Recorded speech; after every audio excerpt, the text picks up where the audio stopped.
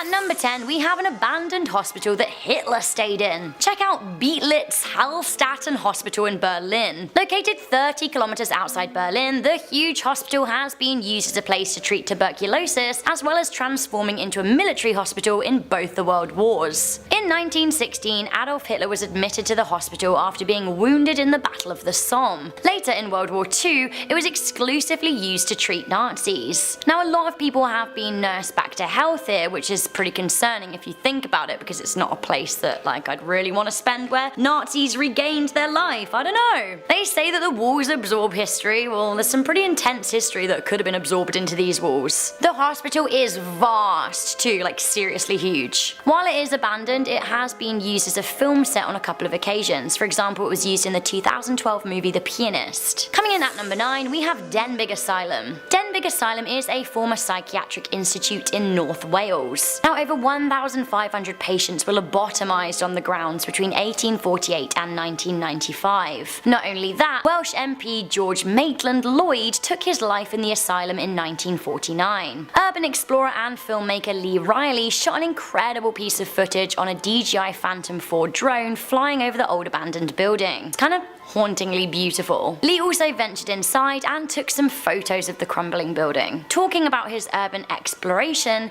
Lee said the building just sits there. He said it's weird to see how nature is just taking over. It's sad in some ways, but I feel proud to be one of the few people to see the places in their current state. Coming into number 8, we have Britain's largest lunatic asylum. Hellingley Hospital has been abandoned for 18 years. Sitting in the Sussex countryside near the village of Hellingley, the building has fallen into disrepair. Now, the main hall has a theatre-like vibe with some spooky high ceilings. Some of the old equipment is still in the building too, like this patient's chair for example. I can imagine someone laying in that chair while a doctor prodded and poked them with utensils. The fact that the chair can still be found in the building is pretty chilling. Coming in at number 7, this next hospital is also in Berlin and is rumoured to be haunted by zombies. This hospital was also a children's hospital, which makes things even creepier. The facility was called Kinderkrankenhaus, which to the English tongue makes it seem even scarier. These days, the building in the woods has been battered by the elements and ransacked by vandals. Urban legend in the nearby town is that the old abandoned hospital is home to a number of zombies waiting to strike. Those who dare visit the location have taken some terrifying pictures of the interior and exterior. On the flip side though, some of the graffiti is pretty cool. Coming into number 6, we have Kings Park Psychiatric Hospital in New York City. Kings Park is on Long Island and it opened in the late 1800s. At the time it opened its doors as an asylum, it was the largest state-funded mental institute. The facility came complete with railroads to bring in supplies. The facility expanded and eventually suffered from overcrowding in the 1950s. By the mid-1990s, it had run out of money and was closed down. While people can explore portions of the grounds, the buildings are kept away from the public eye. Now, that hasn't stopped urban explorers gaining a glimpse though, and I have to say it looks really terrifying. Like most scary abandoned hospitals, it's surrounded by woodland, and I can just imagine patients running through the trees trying to escape. YouTube channel Vocative made a whole video about this place and you should check it out. Also, here are a few pictures from the inside. I think the paintings on the wall are especially scary. I'm not talking about the graffiti, I'm talking about the kind of absurdist ones at the back. What is going on there? Another New York asylum up next, we have the Willard Asylum for the Chronically Insane at number 5. This is one of the creepiest places on earth. Operating from 1800 until 1995, rumours circulated that once people were admitted here, they would never be leaving. The average stay of a patient here was 30 years, which is actually longer than most life sentences, so that's pretty intense. It's also said that the people who died in the asylum were buried in nameless graves in the hospital grounds. As the hospital was closing down in 1995, an employee found 400 old suitcases stowed away in the loft, clearly packed away as if the person was never going to leave. The cases contained personal items and letters from family members, which is really sad if you think about how the patients weren't allowed to keep them. Some contained old photographs, which are really haunting to look at when you know that these people were admitted to the hospital and never allowed to leave. This is really scary because several murders took place in this hospital. We have the Gabler Children's Center at Metropolitan State Hospital in Waltham, Massachusetts. This children's center was not a nice place to be. In a book written by Dina Williams on the topic of abandoned insane asylums, she reveals how the center was once amid a scandal of accidental poisoning. On top of that, the location has garnered the nickname of the Hospital of Seven Teeth due to a nasty murder in the 1970s. A patient named Anna Marie Davey was pounced upon and murdered by a fellow patient, a deranged man named Melvin Wilson. When police finally investigated him, they found that he had chopped up her body and hidden it in 3 separate graves. It seems that Wilson kept 3 of her teeth as a souvenir. The hospital closed in 1992. While some parts of it have been demolished, some scary abandoned buildings still remain, concealing the dark history. So, what is scarier than a creepy abandoned hospital? A creepy abandoned mortuary, basically a hospital for the dead at number 3. This is absolutely disgusting. Memorial Mound in Kentucky was left abandoned for 18 years with corpses left to rot inside. Caskets were disintegrating and bodies left in blue plastic bags. Weirdly, coffins were elevated off the ground and found left decomposing. Gross. Embalming liquids still remain in their tubs too, which is really weird. Some of the interior walls and fabrics appear to be moulding, which is also gross. The site was closed down in the year 2000 and was left abandoned since. Now the buildings, bodies and all, were rediscovered in 2014 and are now for sale. But I've got to ask, who on earth would want to buy this building? It is horrifying and more than likely totally haunted. What is worse than a creepy abandoned dead person hospital? A creepy abandoned mental asylum riddled with ghosts? Give number 2 your best smile is the Say Ying Pun Psychiatric Hospital in Hong Kong. This hospital was the sole asylum in Hong Kong between 1947 and 1961. The building was later abandoned in the 1970s, however it seems a number of ghostly spirits were left behind. Supernatural spirit hunters have reported mysterious footsteps and sounds of a woman wailing. Worst of all though, some people who have been unlucky enough to be in the building at night have reported visions of an evil man bursting into flames, whilst other reports seeing decapitated ghosts just stalking the halls at night. The most scary and haunted hospital in the world has also been the spot of many murders and suicides. At number 1, we have King Seat Psychiatric Hospital in New Zealand. Now this hospital was opened up in 1932 and shut down in 1999. The King Seat Hospital was not a nice place to be when it was opened, and seemingly is even worse now it's closed. The maximum security psychiatric unit was very intense, and you can still see the bars that were placed on the window, as well as the scratch marks in the walls from where patients were clawing to get out. Local legend has it that more nurses died at the facility than patients. Since the hospital's closure in the 90s, several death cases have been reported and investigated as manslaughter or murder amid repeated claims of abuse. Some said that staff even beat several patients to death or just simply let others starve. There have been over 100 ghost sightings in the building, which has been the subject of many paranormal investigations over the years. Many people believe that the hospital is haunted by the Grey Nurse. Others report seeing a number of shadows. Now it might not all be bad. A family that lives nearby has claimed that ghosts play with their children and they're quite friendly. Creepy though. Very creepy. Starting us off with number 10 is the Trans-Allegheny Lunatic Asylum. Located in West Virginia, the beautiful estate opened up in 1863 and was originally meant to house 250 people, but ended up housing close to 2,500. The asylum was problematic from day one. I mean, it had a separate wing just for black people. Either way, by 1881 it was disastrous. The hospital was infested with patients, rooms meant for one now housed 4 or 5 people, and the farm and dairy couldn't even meet the demand of so many people, and patients soon began to starve and their mental conditions declined. Patients were uncontrollable, they wouldn't listen to the staff. Most wild patients were actually locked up in cages to save space and just save the staff.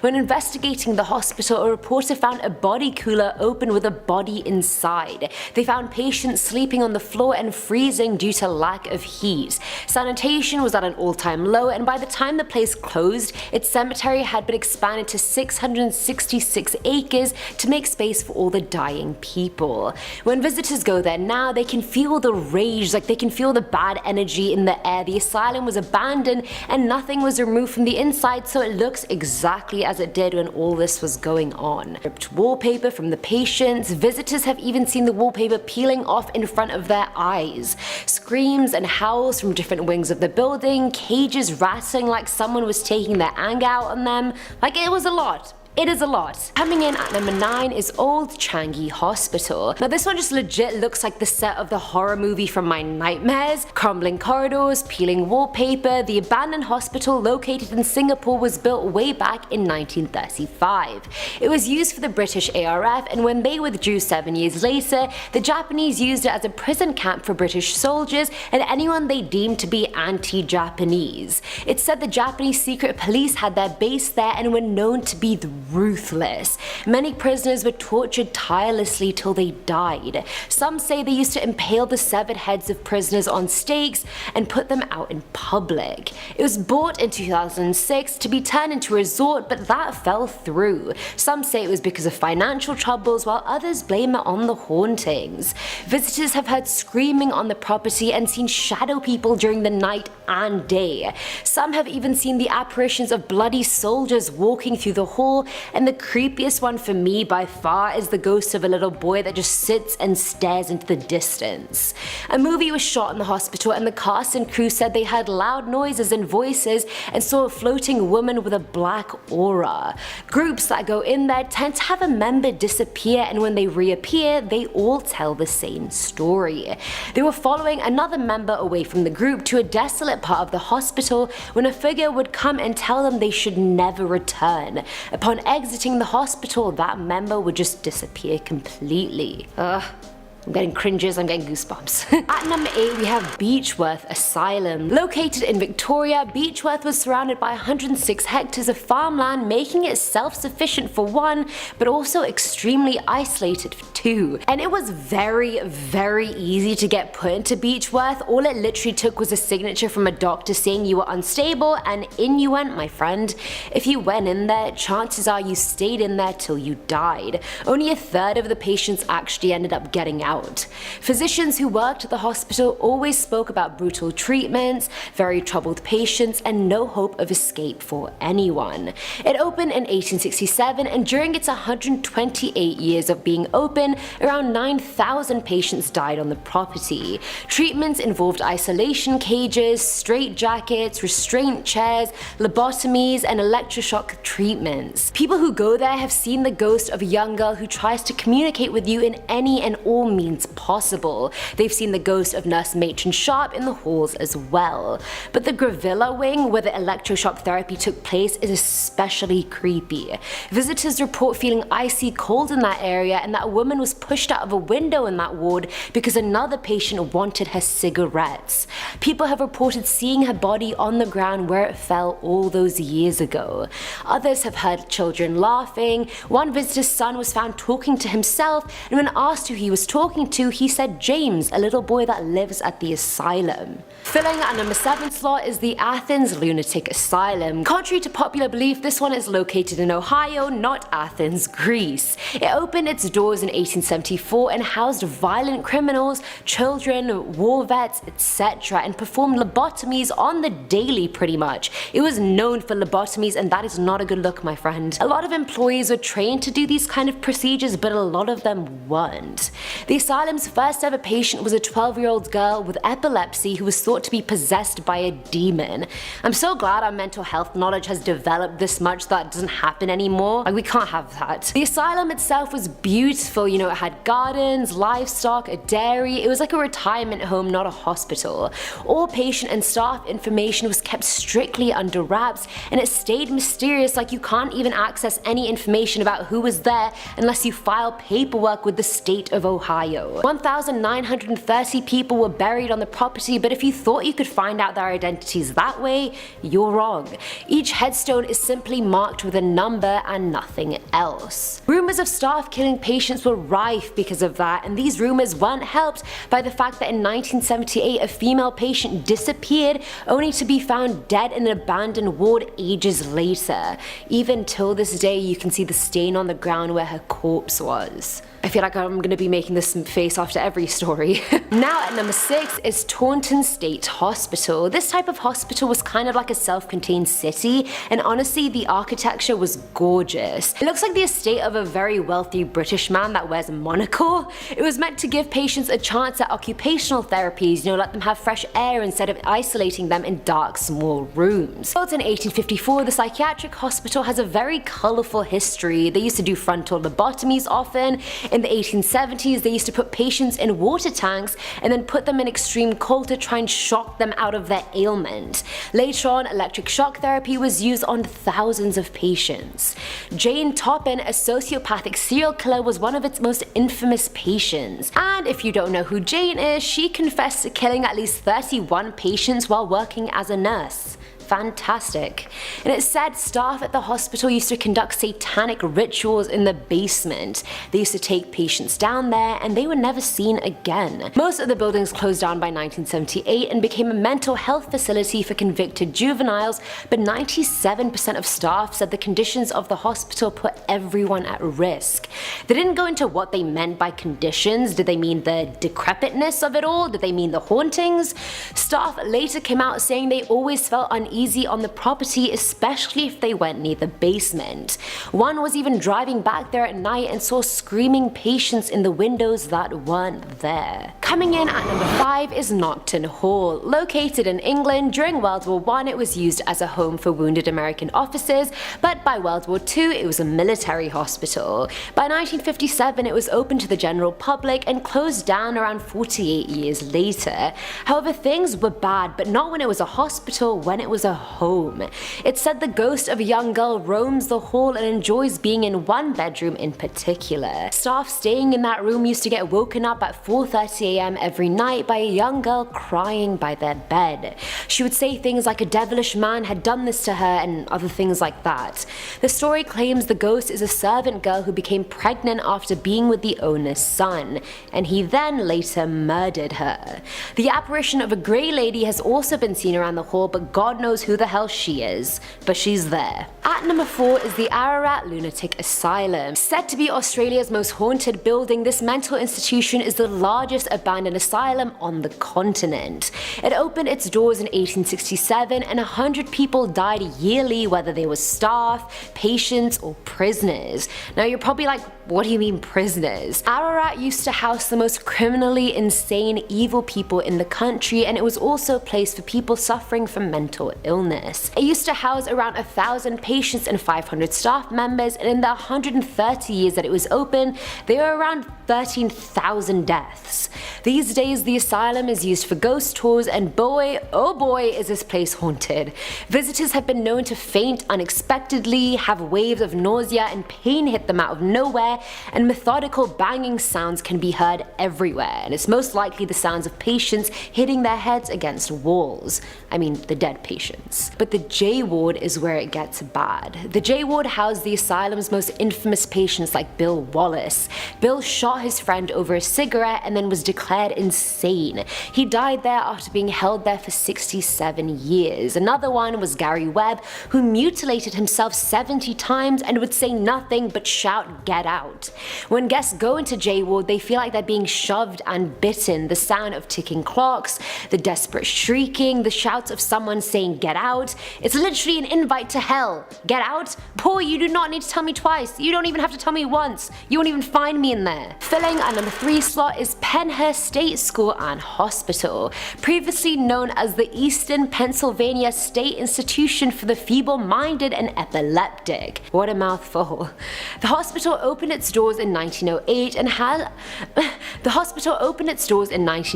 housed around 10,000 people and went through 79 years of controversy before officially shutting down. The campus was literally huge. It could have been a mini town on its own. It even had its own railroad. Patients sent there were seen as too unfit for citizenship, and the commission did not want them to intermix their genes with the general population. The hospital's chief physician believed every person in there could have been a potential criminal. The hospital's reputation declined rapidly when many residents came out saying they had been neglected and abused. used. 9 employees were charged for slapping and beating patients, many wheelchair-bound, and forcing patients to assault each other. Patients would have unexplained bruises on them from the staff, and it was horrible.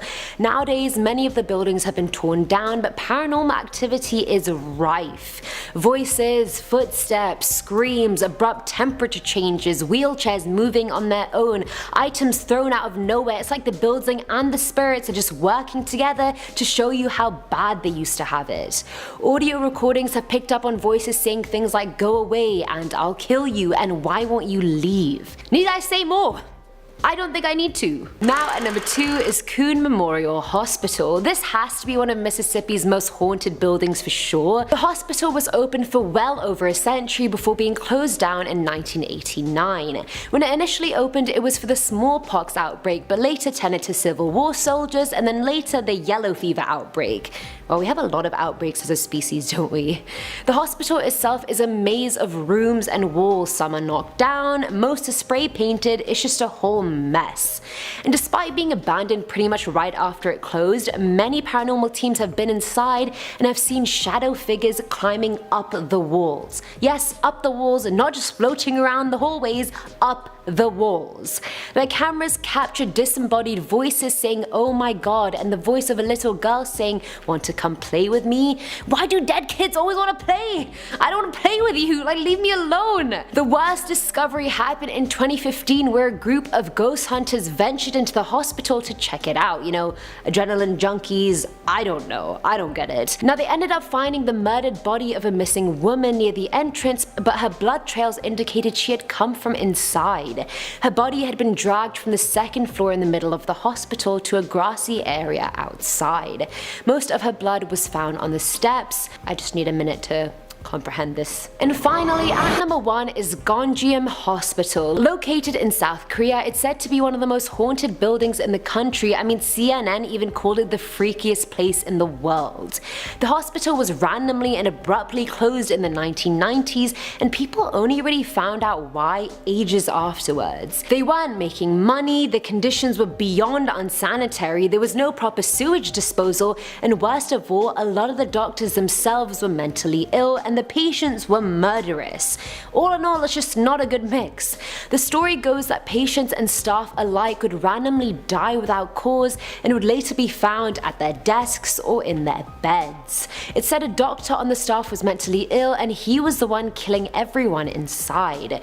The bad juju they left behind was so bad that visitors who go in there have come out screaming after hearing moans and seeing shadows and being scratched by nails that aren't even there. At number 10, we have Glendale Hospital. Now this hospital was one built in the 30s to help deal with the tuberculosis epidemic. The building was used in other ways as well until its closure in 1982 because of the high levels of asbestos in the building. Today, police patrol for trespassers, but that doesn't stop graffiti artists, curious teens, and ghost hunters from exploring the abandoned hospital. One local urban legend is that if you sneak inside the hospital, you will be chased by the ghosts of the patients who passed away in the building. A local resident said, "My friend went there and swears he saw a ghost watching him from the shadows. And after that, he won't go near that place anymore." Also, a group that went in to explore heard whispered responses to their questions through EVP, and they also heard thuds and bells. Lastly, they caught light anomalies on camera, and they said they couldn't really debunk them as being dust or bugs. On to number 9, Old Tool Hospital. This is also known as Asylum 49 because this old home for nursing and other things also is part-time an attraction. Nurses that used to work there claim that 3 different ghosts live there as well: a nurse in white, a man in black, and a little girl. The nurse in white became known when nurses would visit patients who said they had already been visited by a nurse in white already, but there was no nurse that wore white at the nursing home. Next, the man in black was said to be a terrifying apparition that manifested at 3 in the morning. And lastly, there was a little girl that would show up when patients were soon to die. Children's laughter could be heard in the halls, and that tended to be a sign that patients would pass away soon. This pattern of 3 mirrors the rumor that patients died in groups of 3 at the now abandoned hospital. So, while ghost tours are available, be warned. The spirits there are said to scratch visitors or even call out to them by name. Number 8. Seaside Sanatorium. This fortress made of brick was designed in 1934 by architect Cass Gilbert. I mention this because it used Tudor Revival architecture, essentially massive terraces facing the sea that wrap around the main building, aiming to help get children that were there get more sun. As I mentioned before, that was a main method of treatment for TB at one point. Now, once treatments for TB improved, the use of the building changed. After being a sanatorium, it was a home for the elderly, and then a traditional medical hospital, and then lastly, a hospital for intellectually disabled people. Sadly, in its final form, the hospital staff were frequently accused of abusing patients, and the hospital became known for its high mortality rate.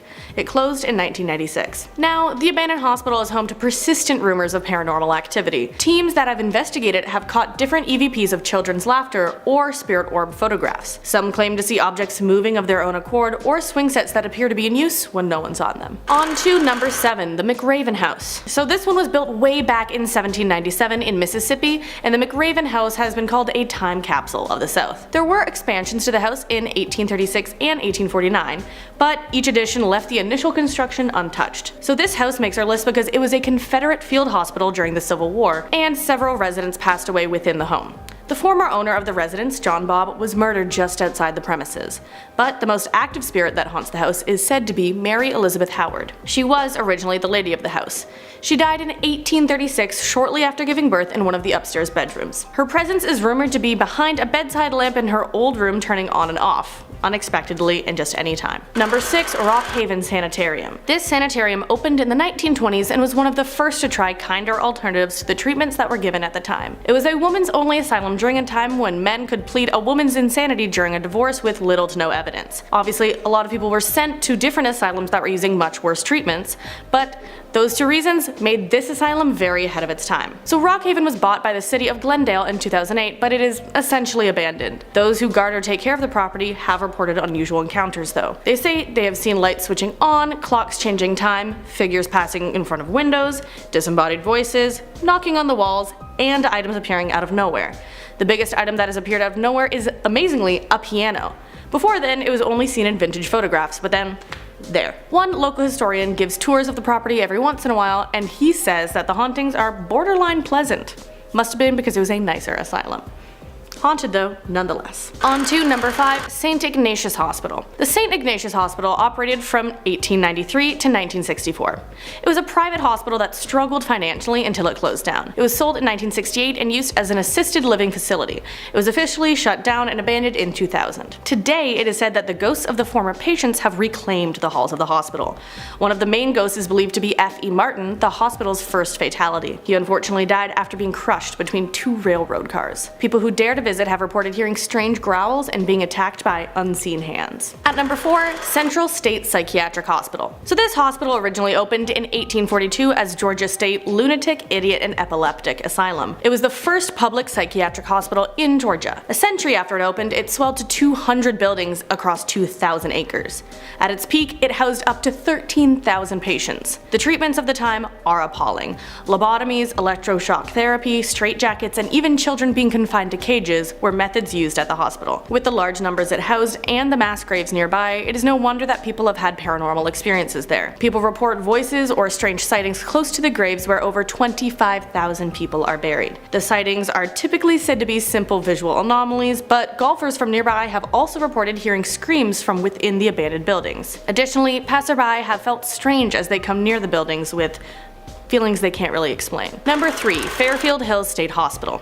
This hospital opened in 1931 as a hospital to accommodate the overflow of patients from other nearby mental hospitals. Like other psychiatric hospitals we have talked about, the patients were treated harshly at the time. Until it was closed in 1995, the halls of the hospital were filled with stories of abuse, electroshock therapy, invasive experimental surgeries, suicides, and mysterious deaths. Eyewitnesses claim to have experienced hauntings within the walls. They have seen a dark, shadowy figure rounding corners quickly and have felt like they have eyes watching them. When they go to investigate, the figure had disappeared. Now the hospital is heavily guarded and trespassers are not welcome, so who knows what's going on inside. And number 2 is the Coon Memorial State Hospital. So the history of this hospital starts back in 1830.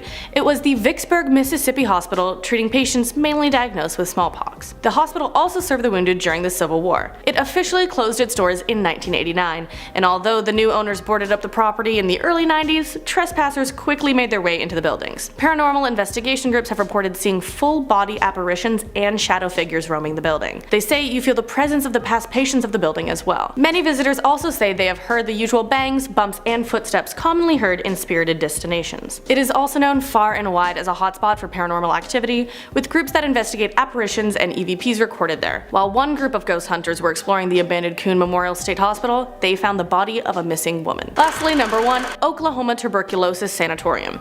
The Eastern Oklahoma Tuberculosis Sanatorium was built in 1921 to care for patients with the disease. It was closed down in 1975 from a declining need for the facility, in part due to the new advancements in treatments. It is believed to be haunted by the spirits of the children who died while being treated. One Native American woman who was admitted to the sanatorium as a teenager lost many of her friends there. She remembers a moment when the janitor there, who also worked as a gravedigger, pointed to her and asked, "When will I be coming to you?" Also, during author Cheryl Pearson's research on the history of the sanatorium, she found out very disturbing information. Native American children used to be tested on for cures to tuberculosis at this hospital, most likely so cures for white children could be found. Those children who were tested on are believed to be the ones who haunt the abandoned ruins to this day.